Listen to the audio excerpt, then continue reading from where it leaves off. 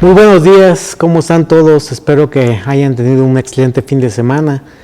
Estoy nuevamente aquí acompañándolos el día de hoy con ustedes para darle la conclusión a este curso relativo a los contratos, los efectos jurídicos y fiscales, los cuales llevamos 2 sesiones completadas. Hoy será la tercera y última. Espero que haya sido de utilidad las 2 anteriores y que sea también de utilidad la del día de hoy. Si tienen preguntas de la sesión anterior, con mucho gusto se pueden resolver el día de hoy. Y si quiero empezar el día de hoy con unas preguntas que el día del viernes fui omiso en tratar de responder por el tiempo. Voy a comenzar, si me lo permiten, leyéndolo y posteriormente ya iniciamos la sesión del día de hoy. Primera pregunta, nos dice Fabián: licenciado Jorge Nava, en una empresa de tipo, ¿qué tipo de poder se necesita para firmar un contrato a nombre de la empresa? Atentamente, Fabián, saludos.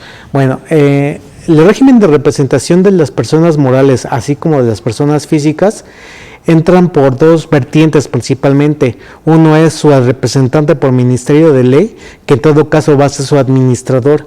Este administrador, por facultades implícitas de la propia ley y que están normalmente reproducidas dentro de la escritura constitutiva o dentro de alguna reforma que se haya hecho, más bien cambio de administrador, lo que haya sido, se encuentran especificadas las facultades que tiene ya sea integrante del Consejo de Administración o administrador único. Esas facultades que les dan normalmente son para firmar un contrato aquí no nos explican de qué tipo, pero bueno, no es el que tiene las mayores facultades para ese sentido.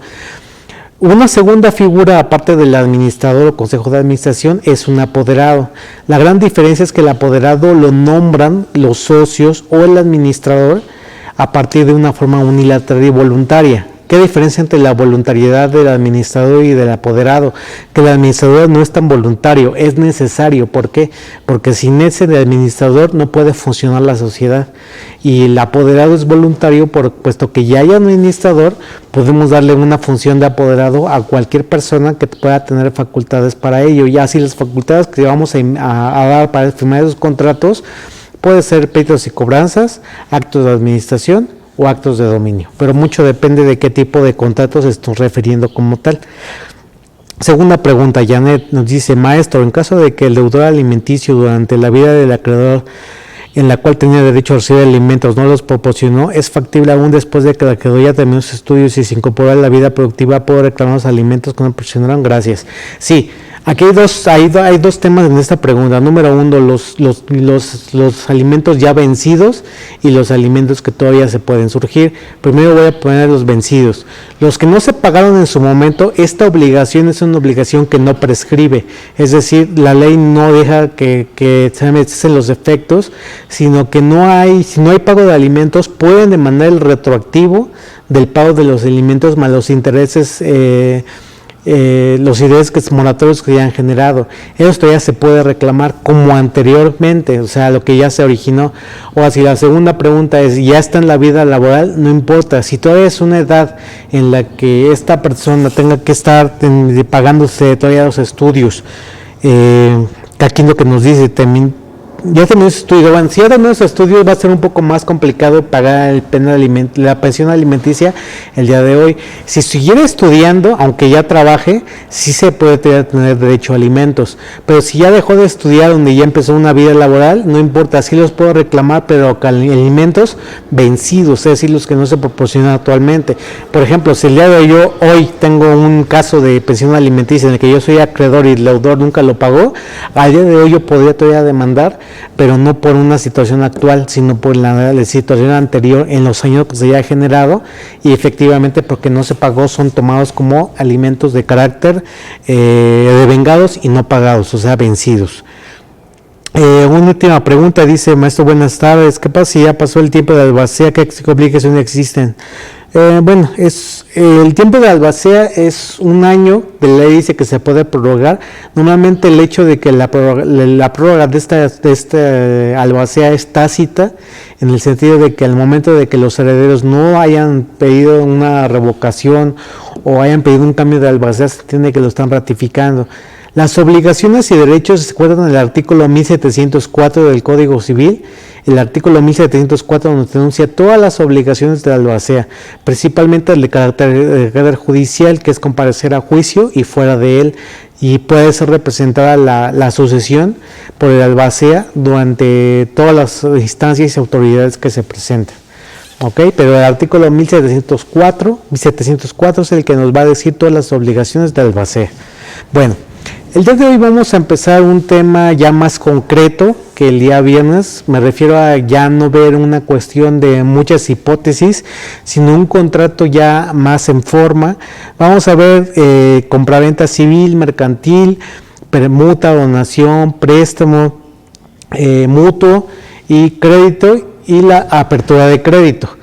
Entonces, que ya con estos contratos, como son bastantes los que tenemos que ver, voy a ir un poco más rápido. Si alguna duda se presenta, por favor indíquenmela a través de preguntas, no hay ningún problema. Yo me detengo obviamente para que se vean las preguntas, pero yo voy a ir un poquito más rápido por el sentido de que son muchos contratos y sí me gustaría terminar de verlos todos para que tengan toda una amplitud de lo que se maneja en esta clase. Entonces, muy bien, vamos a comenzar con la compraventa civil. Recordemos que en materia civil y mercantil pueden existir las figuras del contrato civil, contrato mercantil, permuta civil, permuta mercantil, es decir, cada contrato que tenemos un énfasis de celebración puede tener su ámbito civil o su ámbito mercantil. Hay contratos esencialmente mercantiles que no pueden llegar a ser nunca civiles, por ejemplo el contrato de distribución, el contrato de suministro, de corretaje, porque su esencia misma del contrato es la especulación, pero contratos civiles que puedan llegar o incidir en la especulación pueden tomar el carácter de mercantil. Es por esto que vamos a ver ciertos contratos que tienen una paridad civil y una paridad mercantil, como está la compraventa.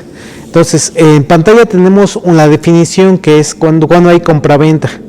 Lo importante de esta definición es el artículo 2249 que nos dice la venta es perfecta y obligatoria para las partes cuando se ha convenido sobre la cosa y su precio, aunque la primera no haya sido entregada ni el segundo satisfecho. ¿Qué es lo que tenemos aquí? La perfección de este contrato no se refiere a que ya es un contrato con todos los efectos que quisiéramos, no los tiene. ¿Por qué? Porque nos falta un efecto registral si es sobre bienes inmuebles, nos falta un efecto publicitario si es un bien mueble, se tiene que tener la posesión. La perfección como tal, en el sentido concreto, es cuando ya me hayan pagado el precio y cuando hayan entregado la cosa. Cuando dice la ley dice es perfecta y obligatoria, significa que el contrato y el acuerdo de voluntades como contrato, que acuérdense que es un acuerdo de voluntades, ya se encuentra perfecto, es decir, el consentimiento. El consentimiento es perfecto y obligatorio para las partes. ¿Por qué hablamos ya del consentimiento? Porque si la otra parte, porque no le he pagado todavía, porque no lo hemos pactado, fue un pacto de tiempo después, o ella no me ha entregado el precio, decide ya no venderme, yo lo puedo demandar para que se cumpla dicho contrato. Entonces, cuando hablamos de que la venta es perfecta y obligatoria, hablamos de la venta en cuanto a su consentimiento, solo en cuanto a su consentimiento es perfecta y obligatoria. Esta situación ya la vimos con amplitud la clase pasada, por el efecto traslativo de dominio de los contratos. Entonces, en ese sentido, el punto es nada más concretizar que esto es lo que se refiere al consentimiento. Muy bien. Aquí transcribí únicamente el artículo adicional que nos da sustento al anterior, ya no lo leemos porque lo vimos y lo estudiamos la clase pasada, y vamos a entrar a temas ya concretos de elementos de existencia y requisitos de validez. Elementos de existencia en la compraventa ya vimos que es como cualquier otro contrato, es precio, el objeto y el consentimiento. El consentimiento ya es lo que vamos a ver. El consentimiento tiene que ser obligatorio desde que se fija precio y cosa, aunque no se haya entregado ni satisfecho el segundo. Ahora, vamos a entrar a requisitos de validez, como es el tema de la capacidad de las partes. La capacidad de las partes, lo vimos en la clase pasada, es cuando las personas tienen ya cierta mayoría de edad, que la mayoría de edad, que es a partir de 18 años de edad, o que no tienen una cierta incapacidad natural o por algún accidente, que es la capacidad legal. Esta incapacidad natural se refiere a alguna enfermedad que impida que las personas tengan pleno dominio de sí mismas, así como un accidente que pueda impedir que estas personas también tengan pleno dominio de sí mismas. El dominio se refiere a un dominio intelectual, es decir, las personas no entienden muy bien su realidad, o la realidad, la capacidad lo que busca siempre es protegerla. Esto quede muy claro. La capacidad lo que busca en el legislador es, a través del requisito, es cuidar su situación que tienen para protegerlas del consentimiento y no menoscabar su libertad que ellos tienen para contratar. Eso se refiere mucho porque les comento, hay actualmente por el avance de la ciencia, por el avance de los tratamientos de las personas que tienen una discapacidad de cualquier índole, tienden a tener funcionalidades mayores, es decir, no descartamos, ni la ley descarta de que efectivamente las personas pueden tener un mayor alcance en cuanto a su conocimiento, su sentido cognitivo. Sin embargo, hay que tomar en cuenta mucha énfasis esta situación. Normalmente la capacidad siempre se verifica cuando llegamos a un fedatario, porque él es el encargado de verificar la capacidad. Es decir, yo soy corredor, viene conmigo una persona que manifiestamente yo noto que tiene una incapacidad. Es mi percepción que yo tengo ante la realidad que me se está presentando. No la conozco, no sé cómo es su día a día, no la conozco en cuanto a cómo pueda ser su ámbito de percepción total, pero yo que tengo que ser cuidadoso, cuál es mi ámbito de protección y seguridad jurídica. Puedo negar la firma de esta persona porque yo noto una incapacidad de la persona como tal. Si me exhiben la sentencia de que hay tutor, no hay ningún problema, porque esa incapacidad se encuentra solventada a través de lo que es la figura del tutor. Pero si la persona no tiene un tutor y yo noto que tiene ciertas dificultades para comprender la situación, yo debo de abstenerme de hacerlo. Esto los comento porque ya hay unos criterios de la Corte en el que no se debe de menoscabar, y hablan como si fuera un acto ilegal. No es ilegal, no entramos en un punto de controversia aquí ni queremos entrar. ¿Por qué? Porque lo que hacen los fedatarios en muchas situaciones simplemente es cuidar la vulnerabilidad de estas personas. Es decir, si vamos al lado contrario, ¿qué pasaría si los notarios, los corredores no nos fijáramos de la capacidad de las partes y firmáramos nada más porque nos traen una persona, la sientan y dice, ya entendió lo que va a firmar, fírmele?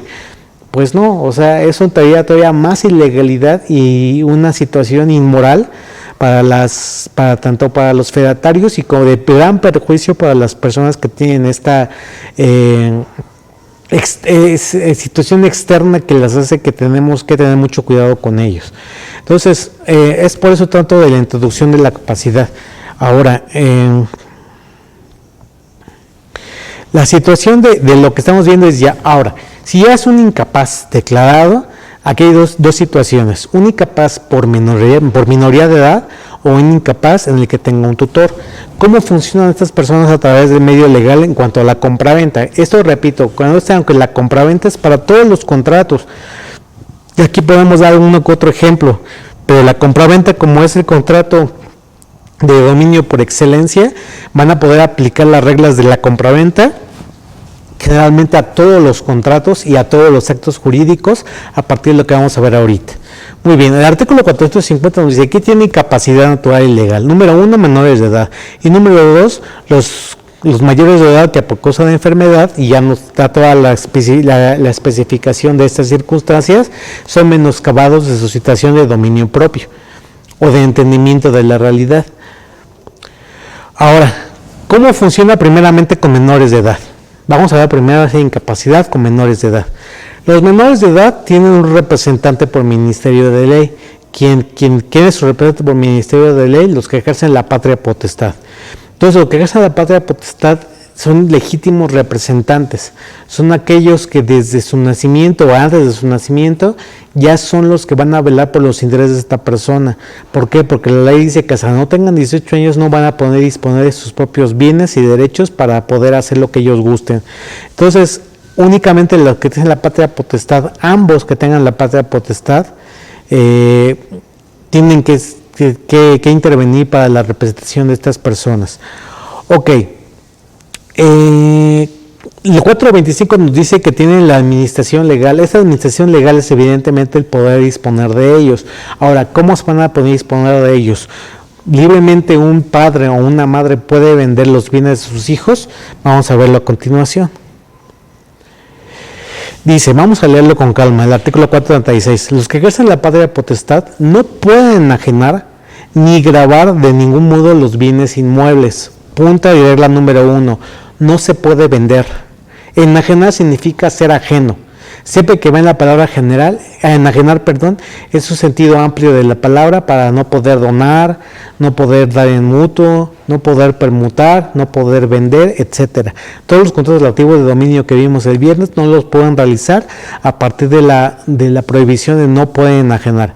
Entonces dice, los que es la patria potestad no pueden enajenar ni grabar es hipotecar o dar en prenda de ninguno de los bienes inmuebles y los muebles preciosos que corresponden al hijo. El sentido precioso es muy subjetivo, muy subjetivo. ¿Por qué? El término precioso no se encuentra definido en su conceptualización por el mismo Código Civil. No nos dice si nos habla preciosos en cuantía o precioso en valor sentimental. Es decir, al menor de edad, una pelota puede ser preciosa para él. ¿Por qué? Porque puede ser su única diversión en el día, o un muñeco, una muñeca, lo que sea. Entonces, ese sentido de ser mueble precioso no lo podemos categorizar a partir de valores o a partir de sentimientos. Por lo tal, creo que la prohibición sería absoluta en mi consideración. ¿Por qué? Por el tema de una falta de interpretación correcta y pues, en este caso ya formar una conclusión, decir qué muebles sí se pueden vender y qué muebles no. Entonces, mejor decirlo, no podemos venderlo. ¿Por qué? Porque son muebles preciosos en sentido amplio de la palabra. Ok, y finalmente el artículo dice, sino por causa de absoluta necesidad o evidente beneficio y la previa autorización del juez competente. Entonces, ¿qué es lo importante aquí? Que los menores de edad no pueden vender nada, más bien los padres de los menores de edad no pueden vender nada en cuanto ellos se encuentran en patria potestad, a menos que tengan una autorización judicial. ¿Cómo se obtiene? A través de un procedimiento de jurisdicción voluntaria en la que el juez otorga una autorización para poder hacer la venta. ¿Qué se tiene que demostrar? La absoluta necesidad, la evidente beneficio que va a tener, cómo se va a destinar el dinero, etcétera. Entonces, eso es un procedimiento largo. Ahorita con la pandemia o terminación de la pandemia, si podemos llamarlo así, los procedimientos se volvieron muy lentos por el tema del trabajo que se acumuló. Si de por sí había un desgaste de nuestro sistema judicial por evidentemente todas las operaciones que se realizan ante ellos, ahora imagínense que estuvieron casi un año cerrados, todo se acumuló. Entonces, ¿qué consejo práctico tengo todo esto? Normalmente asesoramos a ciertas personas que nos dicen, yo quiero poner mis bienes a nombre de mis hijos. Primer foco rojo y primera pregunta, ¿qué edad tienen tus hijos? No, pues tienen 2 añitos, apenas van a nacer. Bueno, eso se traduce, ellos lo hacen por el sentido de si ya quiero que mi hijo tenga un patrimonio. Sí, no hay problema, es muy loable ese sentimiento, esa búsqueda de protección. Sin embargo, para los padres puede ser un tema de que puede haber complicaciones más adelante, porque si hablamos de un niño que tiene 2 años de edad, 3 años de edad, va a estar casi 15 años o más que el inmueble no se va a poder vender. Es decir, los padres van envejeciendo, las situaciones van cambiando, las cuestiones económicas de año a año, de mes a mes, pueden cambiar. Vean lo que pasó con la pandemia. Entonces, si por ejemplo ellos en el año 2019 decidieron poner los nombres a los bienes a nombre de los hijos y el 2020 hay pandemia, el padre y la madre se quedan sin trabajo y como su única alternativa de subsistencia la venta de un inmueble o la venta de un bien, ¿y qué creen? No van a poder. ¿Por qué? Porque están a nombre del hijo. Bueno, vamos a pedir autorización al juez, van a tribunales y están cerrados. Entonces, no van a poder disponer de los bienes. ¿Hasta cuándo? Hasta que ya tenga la autorización judicial o hasta que el menor de edad cumpla la mayoría de edad. Entonces, una primera recomendación para todo esto es, a la hora de asesorar a nuestros clientes, verificar y preguntarles, oye, ¿quieres darle a tu hijo en herencia o en darle en vida a tus bienes? Bueno, ¿Qué tienes que cuidar? Pues que los hijos sean todavía menores de edad, porque no vas a poder disponer de dichos bienes. En el caso concreto de que aunque se le pongan a nombre de, los que normalmente lo usan o lo siguen disponiendo son los padres. Entonces, no cuidemos esa situación para darle una correcta asesoría a las partes que nos lleguen a comentar esa situación. Segundo párrafo, tampoco puedes elevar contratos de arrendamiento por más de 5 años, ni recibir la renta anticipada por más de 10 años. Número 1, con la renta. Una renta por más de 5 años, es decir, yo pactar una renta por 5 años, se entiende para la parte legal un acto semitraslativo de dominio en cuanto a sus efectos, no en cuanto a su naturaleza. ¿Por qué es semitraslativo de dominio? Porque es un inmueble que durante 5 años no se puede mover, no se puede transmitir, y la ley considera que es semitraslativo de dominio por el sentido de que debe darse ciertas precauciones. Una de ellas es que no se puede, se le va a contrato de arrendamiento por más de ese tiempo. Por más de un año, por más de 2, 3, sí se pueden dar en arrendamiento. No hay ningún problema que los padres acudan por los hijos a dar en arrendamiento ciertos bienes. Pero la venta por más de 5 años está prohibida. Ni recibir renta anticipada por más de 2. Entonces no podemos recibir rentas anticipadas por más de 2 años, ni podemos elevar contrato de arrendamiento por más de 5. ¿Ok? Segunda regla. Tercera regla, vender valores comerciales, industriales, títulos de rentas, acciones, frutos y ganados por menor valor de que se cotice en la plaza de la venta. ¿Qué sucede aquí? Por ejemplo, un caso de que las acciones de la sociedad están a nombre de mi hijo menor de edad. Si está a nombre del menor unas acciones y después yo quiero hacer que esas acciones se transmitan a tal persona y evidentemente que vendamos las acciones del hijo, no podemos hacerlo de manera directa, es decir, no podemos pactar, te vendo las acciones por su valor nominal. Recuerden que el valor nominal es lo que nosotros le pusimos a la propia escritura de cuánto creímos que valían, porque dice el artículo que no se puede hacer la venta por menor valor de que se cotice en la plaza de la venta. ¿Qué es el valor que se cotiza en el día de la venta? Normalmente es un avalúo, es decir, tenemos que dar un avalúo sobre acciones o avalúo sobre los bienes, los títulos que se menciona este renglón del artículo, del párrafo, para poder hacer esas ventas. Es decir, se puede hacer siempre y cuando tengamos un avalúo de los bienes. Se habla aquí de títulos de crédito para poseer la venta de los mismos. Igualmente puede ser un poco más gravoso la venta de estos bienes porque hay que hacer un avalúo de los mismos para ver realmente cuánto valen los bienes. Recuerden que todo esto es protección al menor de edad. Esto es protección. Entonces siempre el legislador se fundamenta o se fundamentó en esa situación. Tercero, no se pueden hacer donaciones de los bienes de los hijos o remisión voluntaria de derechos. Primero, donación. Donación está estrictamente prohibido. Para nada se puede hacer, ni con autorización judicial. ¿Quiere donar bienes del hijo? No se puede. La única forma sería una compraventa donde haya una contraprestación por el valor del bien. Pero si es donación, imposible. No se pueden donar. O remisión de deuda. ¿Qué es una remisión voluntaria de los derechos de estos? Es una remisión de deuda en la que se perdona una deuda. Es decir, si yo perdono el arrendamiento, las rentas que se hayan generado, si perdono cualquier situación, es imposible. ¿Por qué? Porque aquí el legislador dice no puedes perdonar deudas a nombre de tus hijos, evidentemente.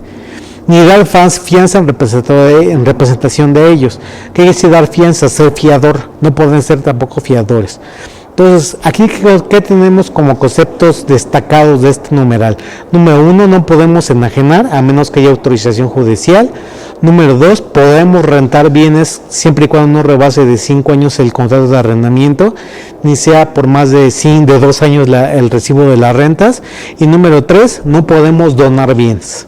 Meter donación está prohibido. ¿Ok? Entonces, el resumen de lo que estamos viendo con ese numeral para que lo tengan presente. Ahora, ese es ¿qué es la consecuencia? Siempre que el juez conceda la licencia para la venta, se debe de tener las medidas para que la venta del bien se destine directamente al producto o al beneficio que tenga el menor. Esto evidentemente hay situaciones en la práctica que se lleva un descuido. El juez normalmente no da continuidad para saber cómo se depositan las rentas, las ventas, el precio de la venta, perdón.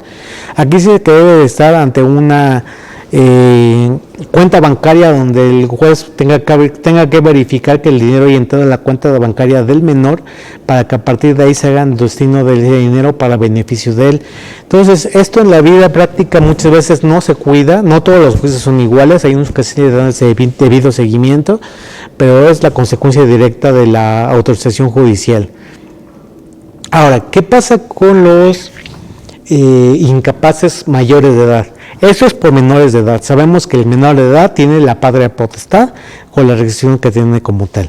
Ahora, ¿qué es un incapaz mayor de edad? Primeramente, la incapacidad mayor de edad se verifica no solamente por los signos visibles que les acabo de comentar al inicio de la plática.